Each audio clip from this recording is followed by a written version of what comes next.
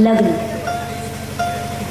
लहानपणीचा भातुकलीचा खेळ, ते आईचं सणाच्या दिवशी मला सजवणं, ते बाबांचं जीवापाड प्रेम करणं, या सगळ्या गोड आठवणी हा उंबरठा ओलांडताच मी मागेच होणार.